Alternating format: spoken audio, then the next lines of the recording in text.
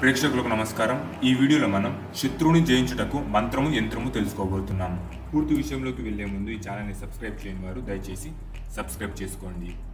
అలాగే ఇతర సమస్యలతో బాధపడేవారు, భార్యాభర్తల సమస్యలు, కుటుంబ సమస్యలు, వశీకరణ సమస్యలు, రాజకీయ సమస్యలు, సంతాన సమస్యలు, చెడు ప్రయోగాలతో సతమతం అవుతున్నవారు స్క్రీన్ మీద కనిపిస్తున్న ఫోన్ నెంబర్కి కాల్ చేసి మీ సమస్యకు పరిష్కారం పొందవచ్చు. అలాగే ఇప్పుడు పూర్తి విషయంలోకి వచ్చినట్లయితే, మీకు కనిపిస్తున్న యంత్రము మరియు మంత్రము ఈ రెండింటిని మీరు దేవుని గదిలో ఆ యంత్రాన్ని ఒక తెల్ల కాగితం మీద రాసుకొని మీ మంత్రాన్ని 115 సార్లు జపించడం ద్వారా మీరు అనుకున్నది ఇలా చేయడం ద్వారా మీ శత్రువుని మీరు జయించుతారు. ధన్యవాదములు.